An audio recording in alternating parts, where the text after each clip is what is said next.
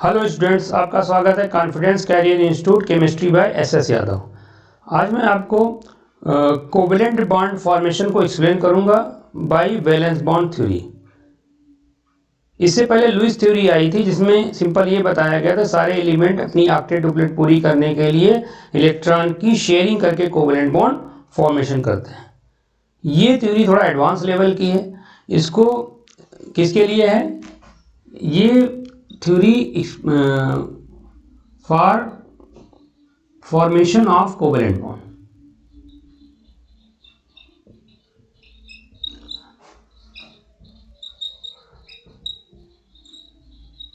For formation of covalent bond किसने दिया था इसको? हिटलर एंड लंदन ने 1927 में आपका दिया था। फर्दर स्टडी जो की गई थी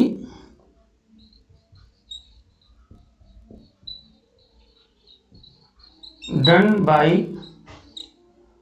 polling and others. Further study polling and others द्वारा की गई थी।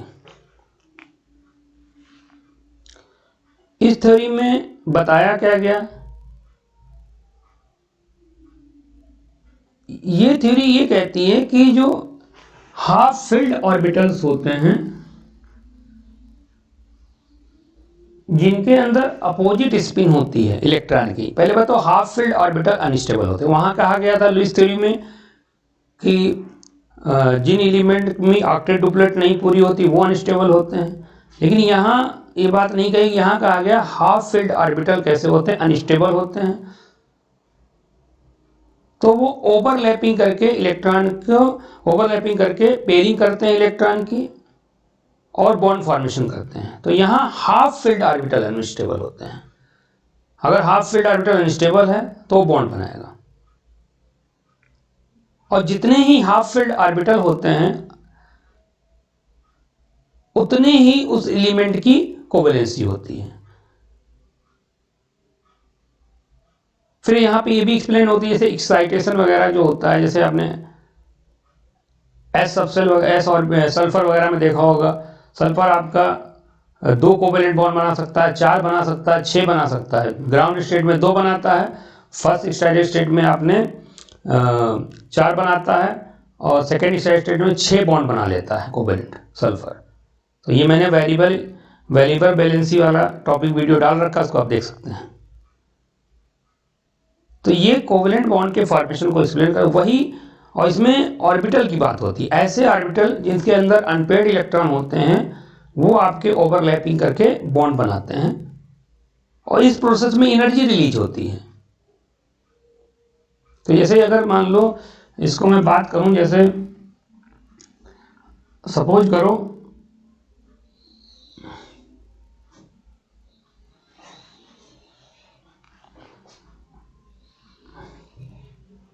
ये एक सिस्टम है, ये इसमें एनर्जी ली गई है। इधर आपकी पॉजिटिव एनर्जी है, यहाँ 0 है, इधर आपकी निगेटिव एनर्जी है। मतलब यहाँ एनर्जी कम हो रही है, यहाँ पॉजिटिव, नंबर लाइन होती है उसी तरीके से। और ये क्या है आपकी? ये आपकी इंटर न्यूक्लियर डिस्टेंस है। इंटर न्यूक्लियर डिस्टेंस को इस साइड में आपका लिया गया है। अब मान लो कोई 2 एटम हैं, उनके बीच हाफ फिल्ड ऑर्बिटल है। जैसे मान लो सिंपल मैं एग्जांपल लेता हूं, पीरियोडिक टेबल का जो पहला एलिमेंट है हाइड्रोजन, वो सिंपल मॉलिक्यूल उसी को लेता हूं। तो जैसे ये एक हाइड्रोजन का 1s ऑर्बिटल है, और एक और ये हाइड्रोजन का आपका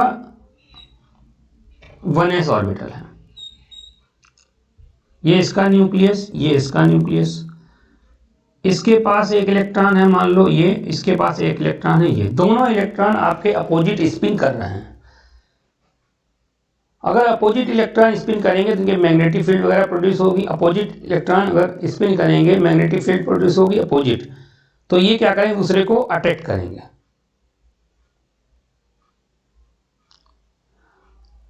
अब इसमें होता क्या है, जब तक ये एक दूसरे से दूर हैं, देखिए जब तक एक दूसरे से दूर हैं, जब तक एक दूसरे से दूर हैं, बहुत दूर दूर हैं, इनके बीच नो अट्रैक्शन नो रिपल्सन।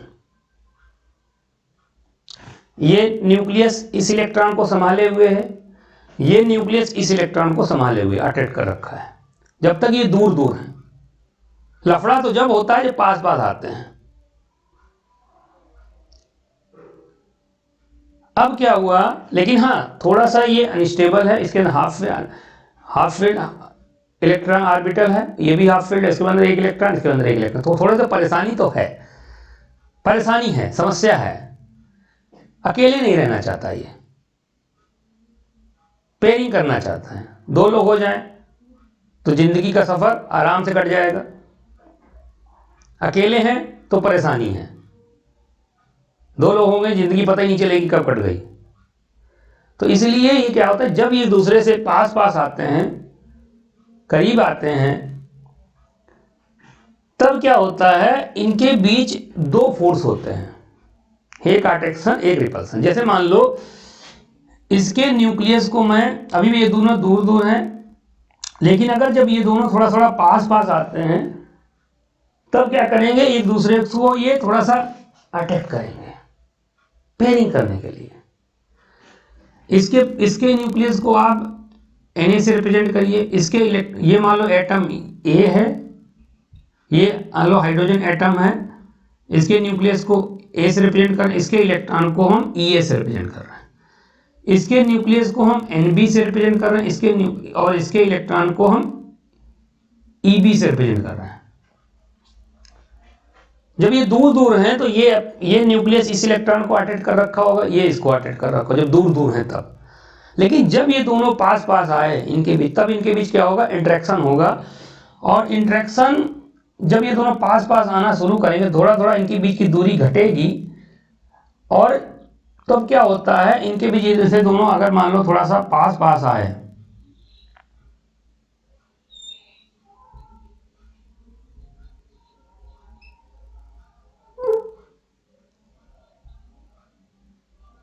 ये दोनों पास पास आए, तब इनके बीच क्या होगा, अट्रैक्शन होगा।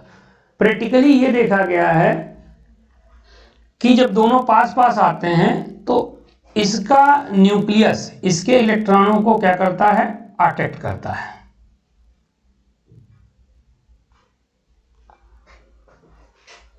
और इसका न्यूक्लियस इसके इलेक्ट्रॉनों को अट्रैक्ट करता है। पास पास आते हैं तो जैसे मान लीजिए ऐसे अट्रैक्टिव फोर्स कौन कौन है, जैसे मान लो Na Eb को अट्रैक्ट करेगा, और Nb Ea को अट्रैक्ट करेगा। तो ये आपका क्या है, ये अट्रैक्शन फोर्स है।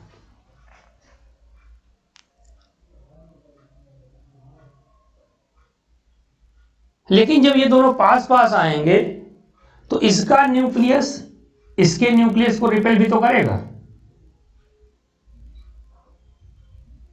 और इसका न्यूक्लियस ये इलेक्ट्रॉन इस इलेक्ट्रॉन को रिपेल करेंगे। तो ये रिपल्सिव फोर्स, ये रिपल्सिव फोर्स, और ये अट्रैक्टिव फोर्स, ये अट्रैक्टिव फोर्स। तो साथ साथ में रिपल्सन फोर्स कौन सा लगेगा, Na Nb, ये आपस में रिपेल करेंगे, और Ea और Eb ये आपस में क्या करेंगे, दूसरे को रिपेल करेंगे। तो इनमें यहां पे क्या हो रहा है, यहां पे अट्रैक्शन हो रहा है, ये रिपल्सन भी हो रहा है। जब ये दोनों पास पास है, जब तक दूर दूर हैं ना ही अट्रैक्शन ना ही रिपल्सन। लेकिन प्रैक्टिकली देखा गया है जब ये थोड़ा पास पास आते हैं, प्रैक्टिकली ये देखा गया है कि अट्रैक्शन जो होता है ये ज्यादा होता है देन रिपल्सन। प्रैक्टिकली ये देखा गया attraction is greater than repulsion, यानी ए हमारा ज्यादा होता है आर से। तो जब अट्रैक्शन ज्यादा है, हाफ फील्ड ऑर्बिटल है, तो ये पेयरिंग करना चाहेंगे, तो धीरे धीरे क्या होता है, ये दोनों यहां पे आके क्या कर जाते हैं, आपकी ओवरलैपिंग कर जाते हैं और इनके बीच ये आपका बॉन्ड फॉर्मेशन ये हो जाता है और इलेक्ट्रॉन आपके ओवरलैपिंग कर देते हैं। और जब कभी बेटा अट्रैक्शन डोमिनेट करता है, जब कभी नेट अट्रैक्शन होता है, तो आपकी एनर्जी क्या होती है बेटा, रिलीज होती है। तो जब ये अट्रैक्शन हो रहा है, पहले देखो, पहले इनके बीच में ये जीरो एनर्जी, मतलब कोई आप पास कोई इंटरेक्शन नहीं, जीरो एनर्जी मतलब कोई अट्रैक्शन नहीं है। लेकिन जैसे ये दोनों आपके एक दूसरे से पास पास आते हैं तो धीरे धीरे क्या होता है, ये आपका इस तरीके से डायग्राम बनता है। यहां पे क्या हुआ, इन दोनों के बीच में बॉन्ड बन गया। और इस सिस्टम की, पहले ही देखो, इस सिस्टम की, ये जो सिस्टम था इसकी एनर्जी जीरो थी। अब इस सिस्टम की एनर्जी देखो इतनी ही, ये एनर्जी इतनी कम हो गई है। ये जो इतनी एनर्जी जो कम हो गई है, इसको क्या कहते हैं हम लोग, बॉन्ड एनर्जी। और ये एनर्जी क्या होती है, रिलीज होती है। और जब जब ये इस तरफ आते हैं तो इनकी पोटेंशियल एनर्जी क्या होती है, पोटेंशियल एनर्जी आपकी डिक्रीज होती है। तो ये पोटेंशियल एनर्जी इनकी क्या हो रही है, ये पोटेंशियल एनर्जी इनकी डिक्रीज हो रही है।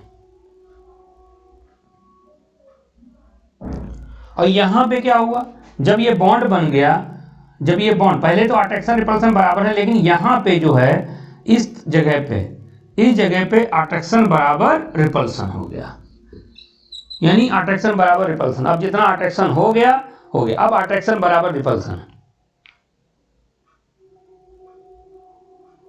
अट्रैक्शन बराबर रिपल्सन, जितना अट्रैक्शन उतना रिपल्सन, बराबर है, दूर बस आराम से रहो। लेकिन अगर मैं क्या करूं, इनको और ज्यादा पास पास लाऊं और थोड़ा अट्रैक्शन करूं और ज्यादा पास, तो एकदम से क्या होगा, तो इसके यहां पे क्या है, यहां पे जब ये दो एटम पास पास आ जाएंगे, इस केस में और थोड़ा डिस्टेंस अगर आप कम करोगे तो यहां पे आपका अट्रैक्शन ज्यादा हो, सॉरी रिपल्सन ज्यादा हो जाएगा देन अट्रैक्शन, रिपल्सन ज्यादा हो जाएगा देन, जब ये यहां पे आ जाएंगे, यानी पोटेंशियल एनर्जी सिस्टम की बढ़ जाएगी। तो बॉन्ड तो यहीं पे बढ़ेगा, यहां पे अट्रैक्शन बराबर, यहां जब इतनी इंटरन्यूक्लियर डिस्टेंस हो जाएगी तो यहां पे अट्रैक्शन बराबर क्या है, रिपल्सन है। और जितना ये घटी है डिस्टेंस को क्या कहते हैं हम लोग, जितनी एनर्जी ये घट गई है, पोटेंशियल, जितना पोटेंशियल एनर्जी डिक्रीज हुई, इसे क्या कहते हैं हम लोग, बॉन्ड एनर्जी। तो decrease in potential energy of the system is equal to bond energy, ये भी कह सकते हो। Decrease in potential energy of the system equal to क्या है, बॉन्ड एनर्जी। और यहां पे बॉन्ड फॉर्मेशन हो गया। और जब ये पहले, ये इतनी जो इंटरन्यूक्लियर, ये एटम के बीच की इंटरन्यूक्लियर डिस्टेंस है, इसको हम लोग क्या कहते हैं, हम लोग बॉन्ड लेंथ। तो ये क्या है, यहां से यहां तक आपकी क्या है, ये बॉन्ड लेंथ है। तो जब भी दो ऑर्बिटल आपस में ओवरलैप करेंगे तो आपकी एनर्जी सिस्टम की डिक्रीज करती है, यानी सिस्टम स्टेबल। केमिस्ट्री में तो जानते हो, स्टेबिलिटी जो होती है, स्टेबिलिटी जो होती है इनवर्सली प्रोपोर्शनल टू एनर्जी। जितनी कम एनर्जी उतना ज्यादा स्टेबल। और देखो ओवरलैपिंग करके दोनों, दो ऑर्बिटल ओवरलैप, और दोनों इलेक्ट्रॉन, पहले देखो एक इलेक्ट्रॉन एक, अब दो इलेक्ट्रॉन दो न्यूक्लियस के बीच में। तो इस तरीके से बॉन्ड फॉर्मेशन होता है। तो आप ये याद रखिए, half filled orbital with opposite spin क्या करते हैं, बॉन्ड फॉर्मेशन कर लेते हैं।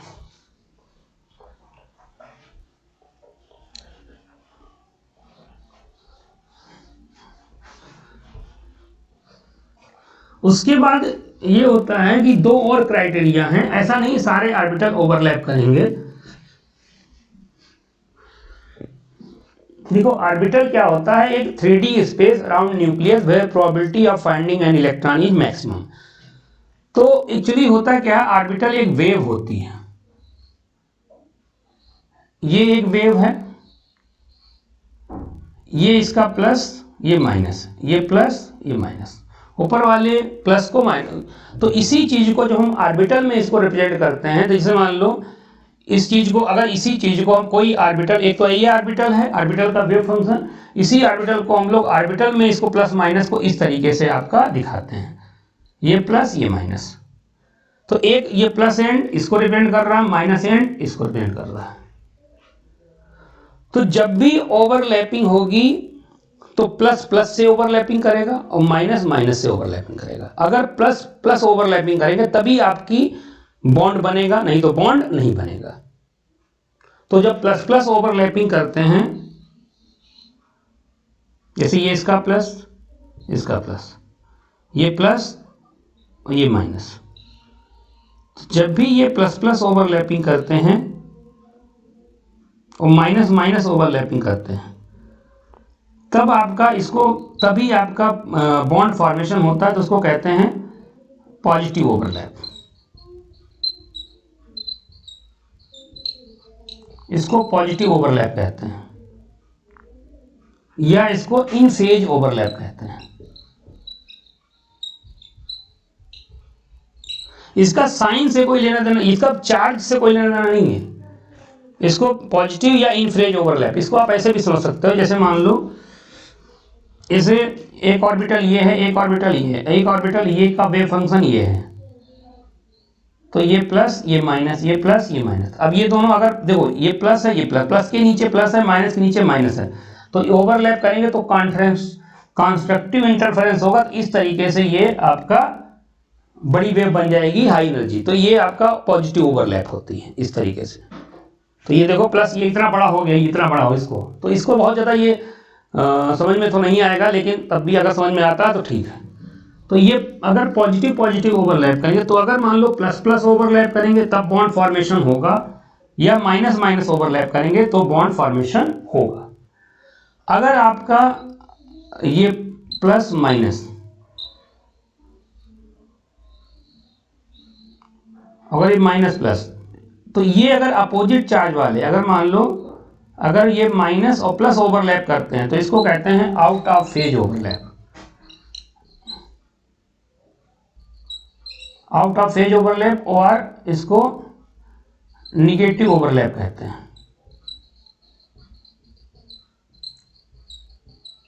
तो भी ये इससे बॉन्ड फॉर्मेशन नहीं होगा।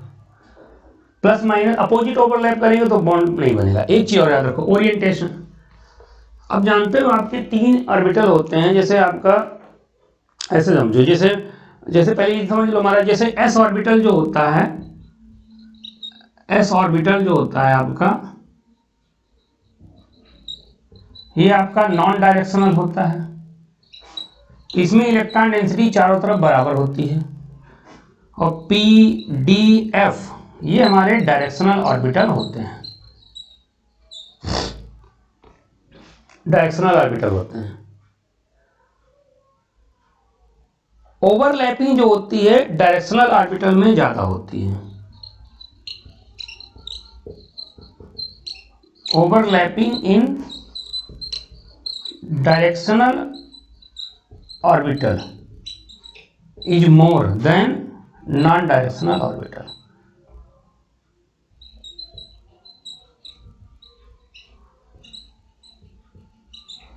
डायरेक्शनल ऑर्बिटल में ओवरलैपिंग ज्यादा होती है देन आपका नॉन डायरेक्शनल ऑर्बिटल। अब जैसे एक चीज और समझो, जैसे मैं ओरिएंटेशन की बात कर रहा था। जैसे देखो ये ऐसे है, जैसे देखो ये 3, जैसे आपने पढ़ा होगा जितने भी पी ऑर्बिटल होते हैं, तो ये आपके देखो ये तीनों एक दूसरे के परपेंडिकुलर। जैसे मान लो ये आपका क्या है, ये मान लो आपका पी वाई है, ये आपकी तरफ उंगली आ रही है, ये मान लो पी वाई है, ये मान लो पी जेड है। जनरली जेड एक्सिस को इंटरन्यूक्लियर एक्सिस माना जाता है। तो जेड एक्सिस पे क्या बनता है, सिग्मा बॉन्ड। ये जेड एक्सिस पे तो पीजेड ओवरलैपिंग करेगा तब आपका बॉन्ड बनेगा। तो पीजेड अगर ओवरलैपिंग करेगा तो बॉन्ड बनेगा। पी वाई ओवरलैपिंग करेगा तो बॉन्ड बनेगा। पी एक्स ओवरलैपिंग करेगा तो बॉन्ड बनेगा। अगर मान लो ये पीजेड है और ये पी एक्स है, तो ये ओवरलैपिंग नहीं कर पाएंगे। तो ओरिएंटेशन भी सेम होना चाहिए तब आपकी ओवरलैपिंग होगी। यानी अगर ये मान लो जेड एक्सिस है, इंटरन्यूक्लियर एक्सिस, और अगर मान लो इस पे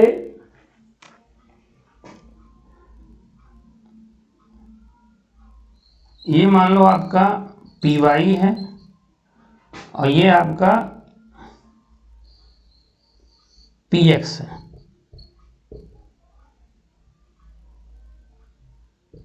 तो इनके बीच ओवरलैपिंग नहीं, तो इसको हम लोग out of phase overlap, out of phase overlap, या इसको हम लोग जीरो ओवरलैप भी कहते हैं, जीरो ओवरलैप। तो हमेशा जैसे मान लो ये सपोज करो, जैसे ये आपका ये जेड एक्सिस है और ये मान लो पी वाई है। अगर जेड एक्सिस है तो जेड एक्सिस पे हमेशा सिग्मा बॉन्ड बनता है। तो ये आपका एस ऑर्बिटल और ये ऐसे आएगा, तो ये भी हमारी कैसी होगी, ये भी देखो मुंह आपका यहाँ है तो खाना ऐसे ले जाओगे जाएगा मुंह के अंदर, तो अपोजिट फेज पे बॉन्ड नहीं बनेगा। तो याद रखिए ये जेड एक्सिस को, तो जेड एक्सिस पे हमारा ये भी हमारा कैसा है, आउट ऑफ फेज ओवरलैप, तो इसमें भी बॉन्ड नहीं बनेगा। तो इसमें जब आपकी मतलब ओरिएंटेशन भी प्रॉपर होना चाहिए। आप ऐसे याद रखो, तो तीन बातें आप याद रखिए, अभी तक जितना हमने बताया उसमें आप कंक्लूजन याद रखिए कि हाफ फिल्ड ऑर्बिटल अनस्टेबल होते हैं तो वो ओवरलैप करके बॉन्ड बनाते हैं। फिर प्रॉपर ओरिएंटेशन होना चाहिए, जैसे पीएक्स से ओवरलैपिंग करेगा, पीवाई से ओवरलैपिंग करेगा। और बुकों में जो कन्वेंशन है उसमें जेड एक्सिस पे हमेशा सिग्मा बॉन्ड बनता है। अगर कुछ ना कहा जाए तो जेड एक्सिस पे सिग्मा बॉन्ड बनेगा। और जेड एक्सिस पे देखना पूरी एनसीईआरटी में जेड एक्सिस सिग्मा बॉन्ड बन रहा है। और जब जेड एक्सिस पे सिग्मा बॉन्ड बनेगा तो पीवाई क्या करेंगे, ये पाई बॉन्ड बनाएंगे, अभी आगे बताऊंगा। और पीएक्स भी पाई बॉन्ड आपका फॉर्मेशन करेंगे, लेकिन जेड एक्सिस पे क्या बनेगा, सिग्मा बॉन्ड बनेगा। दूसरी चीज होती है पीएक्स पीवाई कभी ओवरलैप करेंगे, अपोजिट ओरिएंटेशन होंगे। जैसे पीएक्स ये मान लो ऐसे जा रहा है, पीवाई ऐसे जा रहा है, कहाँ ओवरलैपिंग हो पाएगी, ओवरलैपिंग लोग तो ऊपर है, तो इनमें ओवरलैपिंग पीएक्स पीवाई में ओवरलैपिंग हो जाए, नहीं हो पाएगी। तो ये चीज आप याद रखिएगा। फिर जो इसका जो बॉन्ड स्ट्रेंथ होता है, तो जैसे बॉन्ड स्ट्रेंथ जो होती है,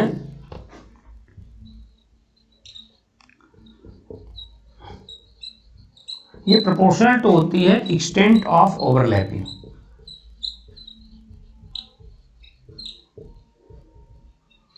जितना ज्यादा ओवरलैपिंग होगी उतना ज्यादा स्ट्रॉन्ग बॉन्ड बनेगा, एक्सटेंट ऑफ ओवरलैपिंग। और जितनी ओवरलैपिंग होगी, जितनी ज्यादा आपकी ओवरलैपिंग होगी उतना ही एक्सटेंट ऑफ ओवरलैपिंग, उतना ही क्या होगी बॉन्ड एनर्जी, और उतना कम होगी हमारी बॉन्ड लेंथ। तो इस तरीके से होगा। और ओवरलैपिंग जो होती है प्रोपोर्शनल टू होती है डायरेक्शनल, मतलब जो एक चीज और याद रखो, जैसे डायरेक्शनल ऑर्बिटल जो होते हैं वो ज्यादा ओवरलैपिंग करते हैं देन नॉन डायरेक्शनल ऑर्बिटल, यानी एस ऑर्बिटल में उतनी ज्यादा ओवरलैपिंग नहीं होगी जितनी पीडीएफ में होगी। अब ओवरलैपिंग भी दो टाइप की होती है, एक होती है हमारी एक्सियल ओवरलैपिंग, एक्सियल ओवरलैपिंग, या इसको हम लोग हेड ऑन ओवरलैपिंग कहते हैं।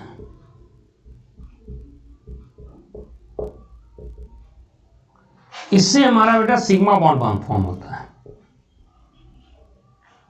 अब ऐसे आप याद रखो सिग्मा बॉन्ड फॉर्म होता है।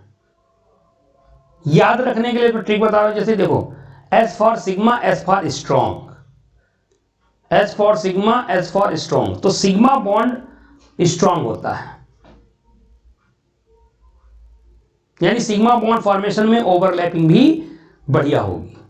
तो ये जैसे अगर मैं बात करूं तो सिग्मा बॉन्ड जब फॉर्म होगा तो ओवरलैपिंग भी अच्छी होगी। तो पहले सिग्मा बॉन्ड कैसे बनता है, तो हेड ऑन ओवरलैपिंग से या एक्सियल ओवरलैपिंग से सिग्मा बॉन्ड बनता है, या आप ऐसे कह सकते हैं इंटरन्यूक्लियर एक्सिस पे। इंटरन्यूक्लियर एक्सिस कौन सी होती है, जेड एक्सिस। तो इंटरन्यूक्लियर एक्सिस पे सिग्मा बॉन्ड बनेगा, जेड एक्सिस पे हमेशा सिग्मा बॉन्ड का फॉर्मेशन होता है। इंटरन्यूक्लियर एक्सिस जेड एक्सिस पे सिग्मा बॉन्ड बनेगा। अब सिग्मा बॉन्ड कौन कौन बनाते हैं, जैसे एक तो होता है एसएस की ओवरलैपिंग से, जैसे एक एस ऑर्बिटल दूसरे एस ऑर्बिटल से जब ओवरलैप करेगा तो इनके बीच जो बॉन्ड बनेगा ये हमारा सिग्मा बॉन्ड बनेगा। और ये जेड एक्सिस कौन सी होगी? Internuclear axis. तो ये जेड एक्सिस पे बन रहा है, तो जेड एक्सिस कौन सी होगी हमारी? Internuclear axis. तो ये कौन सा? S S sigma bond.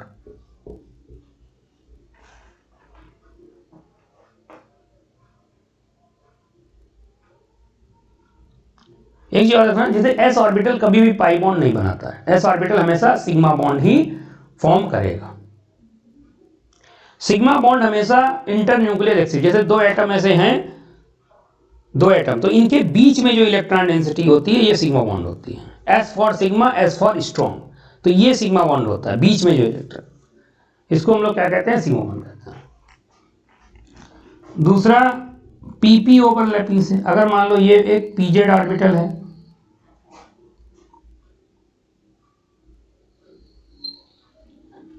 ये प्लस ये माइनस माइनस, तो इनके बीच जो ओवरलैपिंग बनेगी तो आपकी ये ओवरलैपिंग जो होगी ये आपका पीपी सिग्मा बॉन्ड फॉर्म होगा। जैसे पीपी सिग्मा बॉन्ड, जैसे एग्जांपल देखो, जैसे F2, इसके अंदर एक F2, जैसे देखो जैसे F है, इसके अंदर इलेक्ट्रॉनिक कॉन्फ़िगरेशन होता है हीलियम 2s2 2p5। इसको आप ऐसे भी लिख सकते हैं 2s2 में 2 इलेक्ट्रॉन,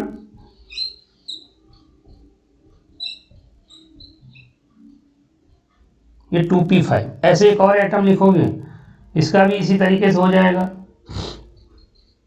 हीलियम 2s2 2p5।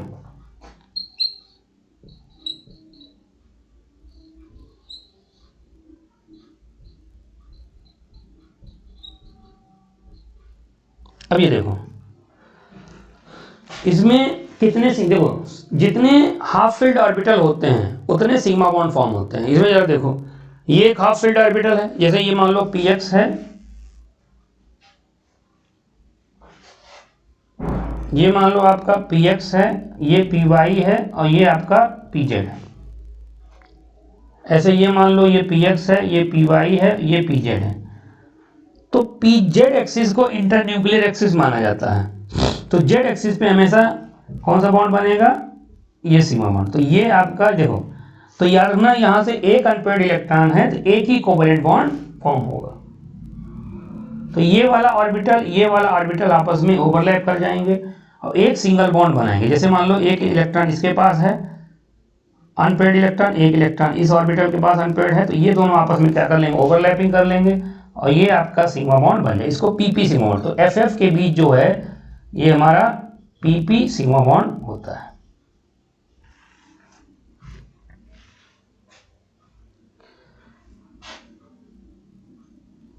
तो इस तरीके से चीज क्लियर हो गई होगी। दूसरा देखो,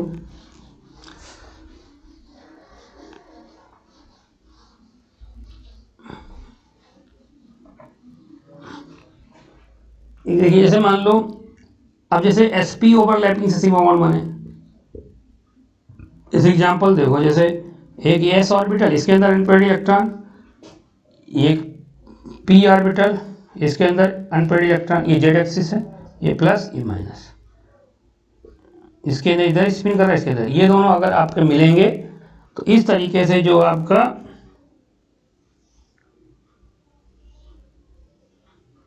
बनेगा, तो इसको आप लोग क्या कहेंगे? sp ओवरलैपिंग से बना हुआ सिग्मा। जैसे एग्जांपल देखो HF, जैसे हाइड्रोजन जो होता है इसके अंदर 1s1, या इसको आप ऐसे कह सकते हो, एक अनपेयर्ड इलेक्ट्रॉन है और F के अंदर अगर आप देखोगे हीलियम 2s2 2p5, इसको आप ऐसे भी लिख सकते हो,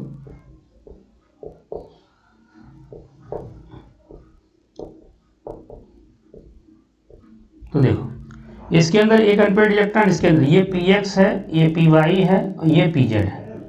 तो ये देखो ये वाले आपस में ओवरलैपिंग कर जाएंगे और आपका sp ओवरलैपिंग से सिग्मा बॉन्ड फॉर्मेशन हो जाएगा। तो इस तरीके से H और F के बीच ये हमारा सिग्मा बॉन्ड बन गया। कौन सा सिग्मा बॉन्ड? sp ओवरलैपिंग से, sp सिग्मा बॉन्ड। अब बताओ बेटा, ये फ्लोरीन के ये जो इलेक्ट्रॉन क्या है, 2 2 4 2 6, 2 2 4 2 6 इलेक्ट्रॉन जो होंगे ये यहाँ पे एज ए जो इलेक्ट्रॉन पेयर्ड हैं वो एज ए लोन पेयर बन जाए। जैसे एक लोन पेयर ये है, एक लोन पेयर आपका ये है, एक लोन पेयर आपका ये इधर आपका रखा हो, ये लोन पेयर बन जाएंगे। तो इस तरीके से ये आपको क्लियर हो गया होगा। दूसरी चीज होती है, जितने भी हाइब्रिडाइज्ड ऑर्बिटल होते हैं, हाइब्रिडाइज्ड ऑर्बिटल वो हमेशा आपका सिग्मा बॉन्ड का फॉर्मेशन करते हैं। जितने भी हाइब्रिडाइज्ड ऑर्बिटल होते हैं वो सारे सिग्मा बॉन्ड का फॉर्मेशन करते हैं। जैसे कभी भी जैसे sp3 sp3 या sp2 sp2 या sp sp एक्सेट्रा, तो इस सब में क्या होगा? Sigma bond. याद रखिए, hybridised orbital never form pi bond. ये बॉन्ड बहुत इंपॉर्टेंट है, इसको नोट करिएगा।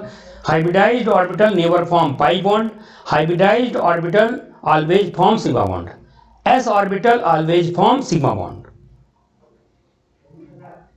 pz orbital according to book always form sigma bond, pz orbital according to book always form sigma bond, क्योंकि z एक्सिस को internuclear axis माना गया बुकों में कन्वेंशन के हिसाब से। तो कुछ ना कहा जाए तो याद रखिए pz ऑर्बिटल हमेशा आपका सिग्मा बॉन्ड का फॉर्मेशन करेगा और एक्सियल ओवरलैपिंग से हमेशा सिग्मा बॉन्ड का ही फॉर्मेशन होता है।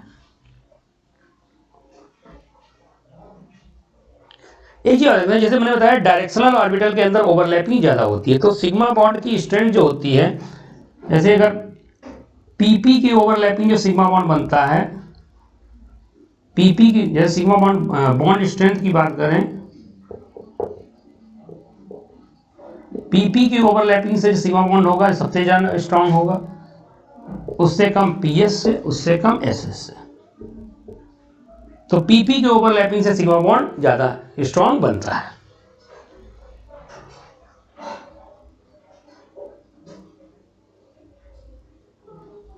एक एक्सेप्शन भी है। एक्सेप्शन क्या है? एक्सेप्शन क्या है? HH और FF, H2 और F2, तो इसकी बॉन्ड एनर्जी ज्यादा है देन इसके रीजन क्या होता है? यहाँ पे लोन पेयर होते हैं तो ये क्या करते हैं? रिपल्सन करते हैं। तो ये एक्सेप्शन है। होना क्या चाहिए? ये देखो यहाँ SS की ओवरलैपिंग हुई है तो ये सिग्मा बॉन्ड स्ट्रॉन्गर है देन ये एक्सेप्शन है। ये भी याद रखिएगा क्योंकि इसमें लोन पेयर का रिपल्सन हो जाता है, इसलिए बॉन्ड एनर्जी कम हो जाती है।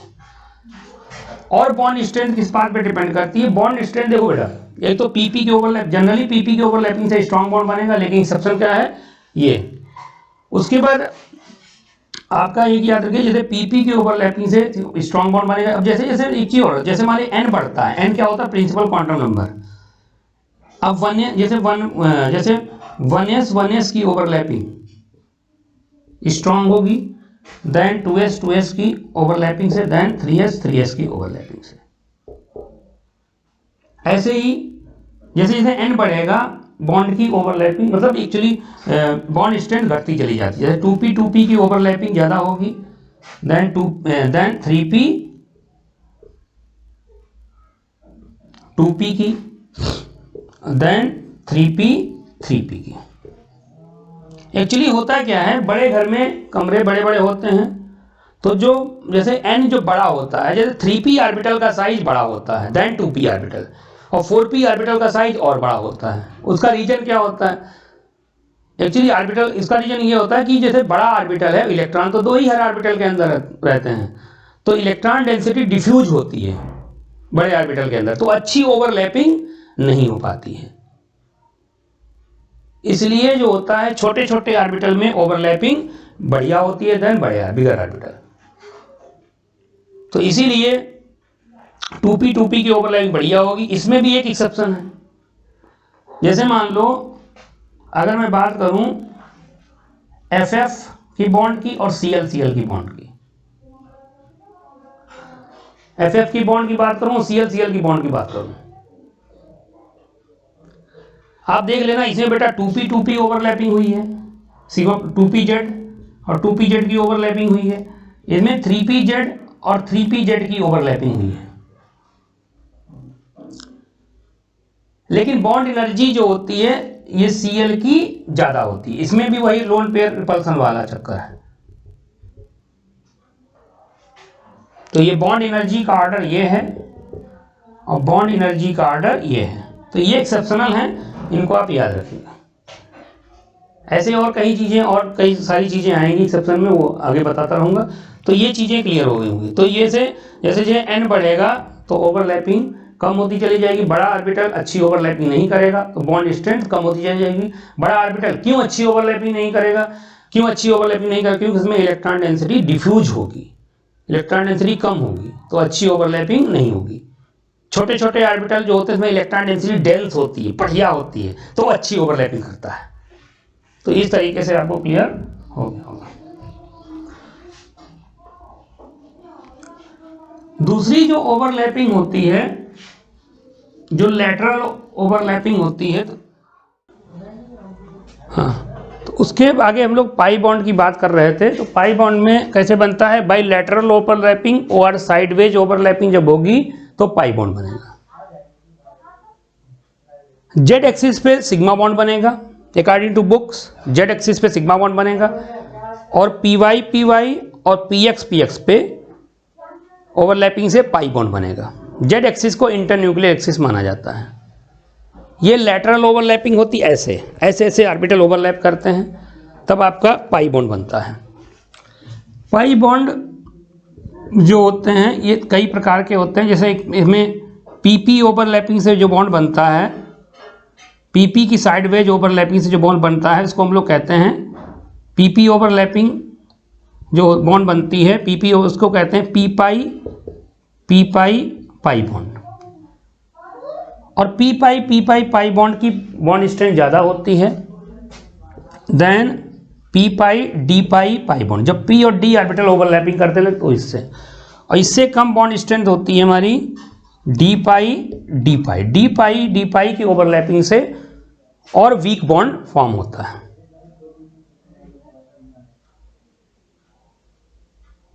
याद रखना जेड एक्सिस इंटरन्यूक्लियर एक्सिस मानी जाती है, उस पर हमारा सिग्मा बॉन्ड बनेगा। और पाई बॉन्ड लेटरल ओवरलैपिंग से बनता है। जैसे मान लो एक चीज और पाई बॉन्ड के बारे में याद रखिए, पाई बॉन्ड हमेशा क्या है? हेल्पर। पाई बॉन्ड हमारा हेल्पर होता है।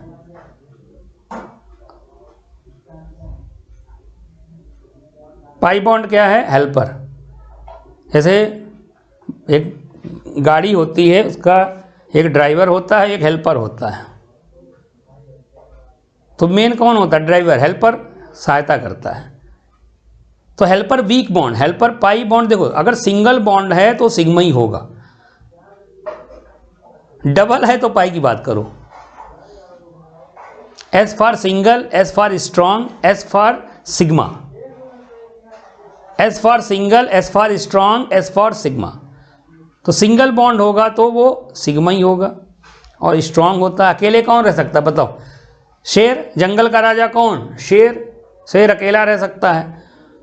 तो जो सिंगल बॉन्ड होगा वो आपका सिग्मा ही होगा। जब डबल बॉन्ड होगा तो उसमें एक हेल्पर होगा, यानी एक सिग्मा एक पाई। और ट्रिपल बॉन्ड होगा तो एक सिग्मा दो पाई, सिग्मा एक ही होगा। तो अगर मान लो, तो इस चीज जैसे एग्जांपल देखो, जैसे O2 ऑक्सीजन का अगर इलेक्ट्रॉनिक कॉन्फिगरेशन की बात करोगे तो आपका हीलियम 2s2 2p4 होता है। इसको आप ऐसे भी रिप्रेजेंट कर सकते हैं।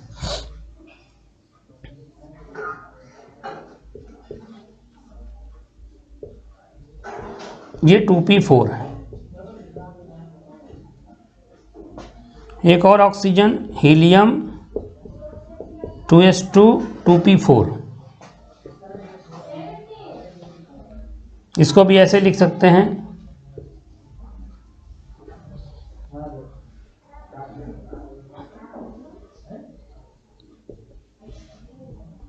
ये 2p4। अब यहां से क्या क्लियर हो रहा है, देखो वैलेंस बॉन्ड थ्योरी क्या कहती है, जितने अनपेयर्ड ऑर्बिटल होंगे उतनी ही कोवैलेंसी होगी, उतने ही कोवैलेंट बॉन्ड बनेंगे। तो यहां देखो बेटा, 2 अनपेयर्ड ऑर्बिटल हैं, तो ऑक्सीजन कितने कोवैलेंट बॉन्ड बनाएगा, 2। दूसरी बहुत बड़ी, आपने याद होगा यहाँ पे 2d ऑर्बिटल होता नहीं, 2d सबसेल होती नहीं, तो ये अपनी ऑक्टेट को एक्सपेंड भी नहीं कर सकता, मतलब ये इलेक्ट्रॉन यहाँ से अनपेयर्ड नहीं कर सकते। तो ऑक्सीजन 2 कोवैलेंट बॉन्ड बनाएगा। अब मान लो ये आपका जनरली pz एक्सिस क्या बनाती है हमारी, सिग्मा बॉन्ड। अब इसको मान लो मैंने px मान लिया, ये मान लो py मान लो, इसको pz मान लो। ये px है, ये py है, और ये हमारा क्या है, pz है। तो ये ऑर्बिटल देखो pz क्या बना है, ये दोनों जब ऑर्बिटल ओवरलैप करेंगे एक दूसरे से, तो इससे एक सिग्मा बॉन्ड बनेगा, pz सिग्मा बॉन्ड। और जब pz सिग्मा बॉन्ड बनेगा तो py क्या बनाएगा, पाई बॉन्ड। तो ये यहां से ओवरलैपिंग जो होगी लैटरल, इससे क्या बनेगा, पाई बॉन्ड फॉर्मेशन होगा। इसको ऐसे समझ सकते हो, जैसे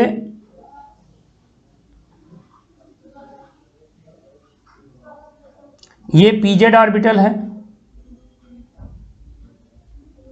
और ये py है, बाकी ये px आपका कैसा है, भरा हुआ है। तो px हम नहीं दिखा रहे हैं, गिचपिच हो जाएगा, वो समझ में नहीं आपको आएगा। ऐसे ही एक और एटम ले लो, एक और ऑक्सीजन एटम, उसका ये pz और ये हमारा क्या है, इसका py। तो pz की ओवरलैपिंग से क्या बनेगा, इन दोनों की ओवरलैपिंग से सिग्मा बॉन्ड बनेगा।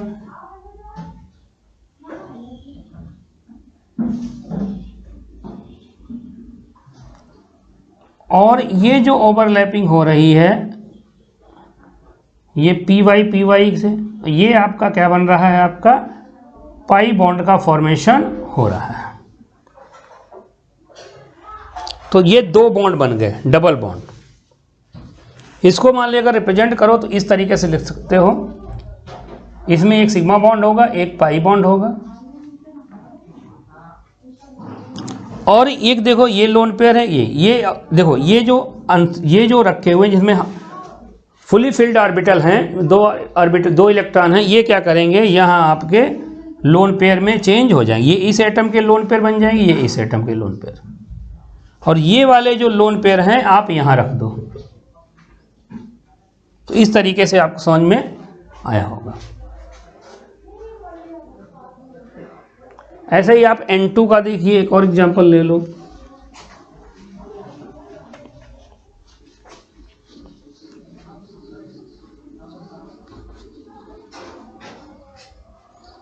जैसे N2 की बात करिए, N2 में ये N है, इसमें हीलियम 2s2 2p3, एक और N ले लिए, इसमें हीलियम 2s2 2p3। इसको हम ऐसे भी दिखा सकते हैं बेटा, ये 2s वाला, ये 2 इलेक्ट्रॉन, और ये 2p वाले ऐसे दूसरा एटम मैं ले लूँ, इसमें हीलियम, इसमें ये 2s2 ऐसे, सॉरी ये वाले, और ये वाले आपके अपोजिट स्पिन मान लो। इसे मान लो ये pz है, और ये px है, और ये py है, ये px है, ये py है। अब बताओ कितने अनपेयर्ड इलेक्ट्रॉन हैं, 3। एक एटम में 3 अनपेयर्ड इलेक्ट्रॉन है, तो एक नाइट्रोजन एटम कितने कोवैलेंट बॉन्ड बनाएगा, 3 कोवैलेंट बॉन्ड बनाएगा। तो ये इससे ओवरलैपिंग करेगा, ये इससे ओवरलैपिंग करेगा, ये इससे ओवरलैपिंग करेगा, सॉरी ये आपका इससे बनाएगा, पहले कौन सा बॉन्ड बनेगा ये भी याद रखिएगा। जो बॉन्ड स्ट्रांग होता है वो पहले बनता है। कहीं पूछ दिया जाए कि सिग्मा पहले बनेगा कि पाई, तो सिग्मा बॉन्ड में ज़्यादा ओवरलैपिंग होती है, याद रखना। तो सिग्मा बॉन्ड पहले बनता है, पाई बॉन्ड बाद में बनता है। तो यहाँ से ये देखिए ऐसे, ये PZ है, ये PY है और ये मान लो PX है। ऐसे ही दूसरा एटम होगा,